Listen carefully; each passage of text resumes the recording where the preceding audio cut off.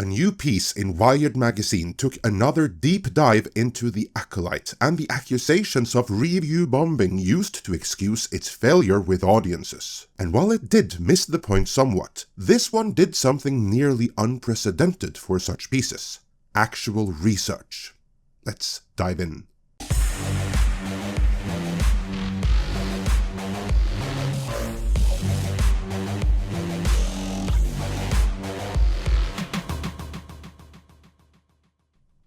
Usually, the writers of these pieces do a quick search on YouTube, have a look at the thumbnails, and then decide what the videos must be about and what fan sentiment is based on those, and then proceed to skewer the fans as horrible Rossicist people without listening to what was actually said. This is where I will commend Angela Watercutter in Wired magazine, for in her piece, The Acolyte and the long-awaited death of review bombing, she went beyond looking at the thumbnails, and actually watched and listened to the videos themselves, discovering, as the byline says, Leslie Headland's new Star Wars show is getting positive reviews from critics and being trashed by audiences. Some are calling it review bombing, but it's more complicated than that. Indeed it is. She writes, presumably to her like-minded peers, "You know you've gone too deep into YouTube fandom when you can't remember which dude with an expensive microphone told you what while speaking straight to camera. Well, if it's your first exposure to this world, I don't blame you for getting who's who mixed up. But what matters more is the overall sentiment, so let's move on." Still, earlier this week, that was the particular Sarlacc pit I had been sucked into. Word had spread that fans were review bombing The Acolyte on Rotten Tomatoes, and curiosity got the best of me. First, I watched this dude with a microphone video, dude in question being Jeremy from Geeks and Gamers, which claimed that Lucasfilm president Kathleen Kennedy doesn't like Star Wars fans and that Lucasfilm started attacking the fans before the show even came out. That was to tell you that they knew they had a pile of trash. Next, she saw Coach from Echo Base Network, who noted, "The main reason why this show is such a debacle is because it doesn't feel like Star Wars. Fans like me, longtime fans like us, we're not buying this crap. This is garbage, and we gotta call him out for it." After that, it was this referring to a video from Midnight's Edge, i.e. yours truly, and I am glad to say she got the main point I was making, as she wrote about that video, which explained that the very things fans complain about are the very virtue signals the Hollywood establishment has invested so much into that they simply can't accept the audience not responding to them. In turn, the video's narrator concluded the industry blames review bombing. A good salient point from that narrator right there, which would have been me. The author concludes this preliminary research by saying, "It's hard to say that any of the YouTube pundits were wrong or right, and doing so would be a surefire way to become the subject of the next analysis video." Well, can't argue that, though I would add that actually doing research this way is another way to be featured, with little to no trashing involved. The piece then goes on to provide the background for all of this, namely how the Acolyte is so incredibly diverse, especially in its LGBTQIAP+ representation, with lesbian space witches and everything, that the fans must be bigots, because there could be no possible other reason to reject what Leslie Headland considers the most important piece of art she's ever made. The author writes, "These comments led to a bunch of reaction videos, which is how I ended up in the YouTube rabbit hole. Each video I watched had lots of nuance, but one theme kept coming up that seems to be at the heart of the problem. Reviewers aren't bigots. They just think the Acolyte is garbage and not Star Wars. Disney ownership of Lucasfilm is ruining the franchise, and these pissed off fans are posting reviews to point out the show's many flaws." And that's exactly right. Having gotten this though, comes the confusion. The piece continues. "Taking this at face value, I'd just like to say, okay? Putting aside personal feelings about the show's quality, I'm a bad queer person who hasn't watched The Acolyte yet, despite the instructions that went out in this month's Gay Agenda newsletter. After my YouTube jaunts, I'm not sure if skipping the show makes me a bad Star Wars fan or a good one. To which I would say it makes you a good Star Wars fan, but a bad Disney Star Wars fan.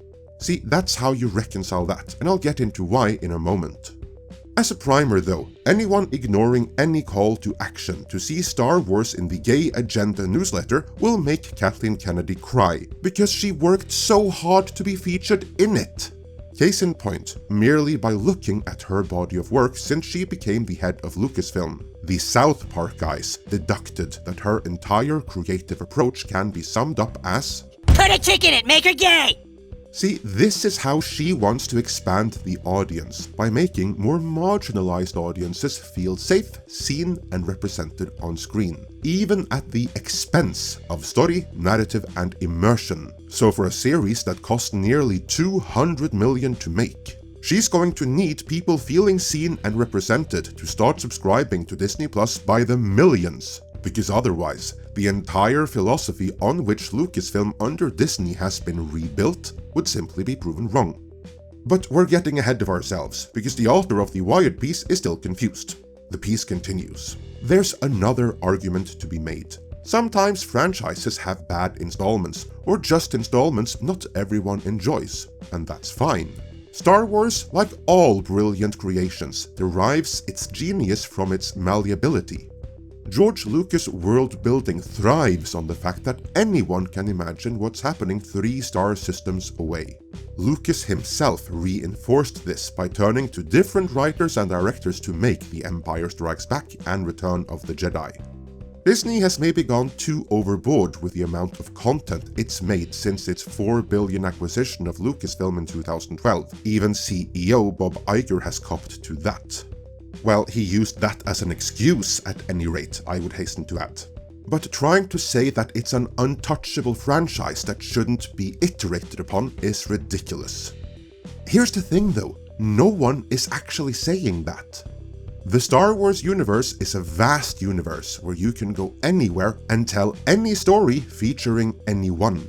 That is part of the appeal. I mean, just look at Legends, the comics and the books. You have pretty much every kind of story in there, and there's room for them all. As the author of the piece stated, you just have to move 3 star systems away and you're home clear. Yet, under the reign of Disney, Bob Iger and Kathleen Kennedy, Lucasfilm nonetheless found a way to botch it, and they went all in on that approach. Before we get to that, the piece continues. Every band makes one album their true fans don't like. Every director misfires once or twice. No argue there. Metallica has their Saint Anger. Megadeth has their, or his, because it's really the Dave Mustaine band, Risk, which still isn't that bad. And Billy Idol has his Cyberpunk, an underrated masterpiece if you ask me. But none of that applies here anyway. This isn't a case of one artist or creative team trying to reinvent themselves and doing so in a way that didn't go down too well with the majority of their fans. No, this is a case of the original creator selling off the brand name and past catalog and having someone else wear it like a skin suit, creating new material that may seem similar at superficial glance, but which upon closer inspection is an inversion of everything that came before. And you know what? They could have gotten away with it if they had just done what Mando and Andor did, namely tell different stories featuring different characters 3 star systems removed, but they didn't do that. The real big problem here is the sequel trilogy, which went back and reframed the original trilogy and continued it in a way where all the heroes of the original trilogy were humiliated and destroyed, one by one. Everything they ever fought for undone. The Skywalker bloodline was wiped out, in every way usurped by the Palpatines. That's what all of Star Wars builds to now, the ultimate victory of the Palpatines over the Skywalkers. An argument can be made that the Acolyte does something similar, as now Anakin Skywalker is no longer the first child of the Force, and you have to jump through all kinds of hoops to explain why that conehead from Episode 1 didn't remember that he's come across news of combatants skilled in the dark side before. It is this undermining of the original Star Wars more than anything which causes fans to reject nearly all of Disney's Star Wars. And yes, the point is made in the article that fans can still watch the originals, and they do. It doesn't matter that Lucasfilm has altered things in the originals several times over, or that Disney in principle could remove them from Disney Plus at any time. You see, the hardcore fans have the despecialized original versions in 4K on their hard drives or burned out on disc, so they're not beholden to Disney Plus for George Lucas Star Wars. Disney Plus is the home of Disney Star Wars only, which is a big part of the reason why that loser of the streaming wars is shedding subscribers by the millions every few months. Returning to the point that there's room for variety in Star Wars though, the piece reads, "Not every installment will appeal to every fan. Some of them may not appeal to any fans." Yeah, ain't that the truth? One show cannot ruin a franchise. Especially not when it comes on the heels of excellence like Andor and The Mandalorian. Well, let's be clear about it. The Acolyte can't ruin Star Wars that much more because it was already ruined beyond repair by the sequel trilogy. Because of the sequel trilogy, Star Wars is a zombie franchise now. It seemed vibrant for a while there, with the first 2 seasons of The Mandalorian, but guess what? With the flop that was Season 3, which had to be revised in the aftermath of Gina Carano's firing, body parts started falling off. Andor is self-contained, 3 star systems removed, but hardly anyone saw Season 1 because of the sequel trilogy, and fewer still will see Season 2, because now everything Star Wars is struggling with finding an audience, and the audience is aware of it. They just checked out following the sequel trilogy.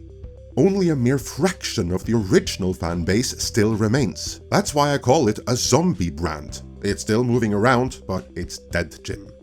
The author isn't up to speed with this yet though, so the piece concludes. All of which is to say, review bombing is over. Not because people should stop doing it, or because no one was really doing it to begin with. Rather, it's finished as a concept.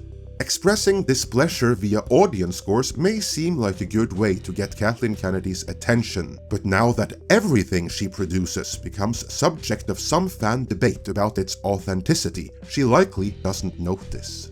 No one is really trying to get her attention though, because it's too late, the damage has been done. Short of removing the sequel trilogy from canon, there is nothing that can be done here.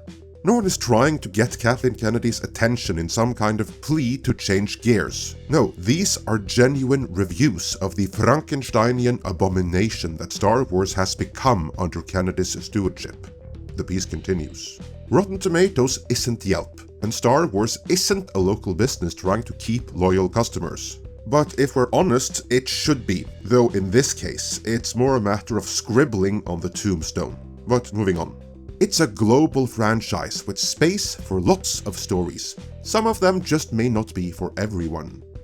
The bigger issue is that it's a global franchise with a smaller and smaller audience. An audience that is too small to sustain the cost of each new installment. And this audience shrinkage is a direct response to the stories they have chosen to tell. Stories that, by and large, are for no one. That is how a global franchise destroys itself, and the so-called review bombing is merely a symptom of the problem. And that symptom won't go away until the problem does. Let me know your thoughts on this in the comments.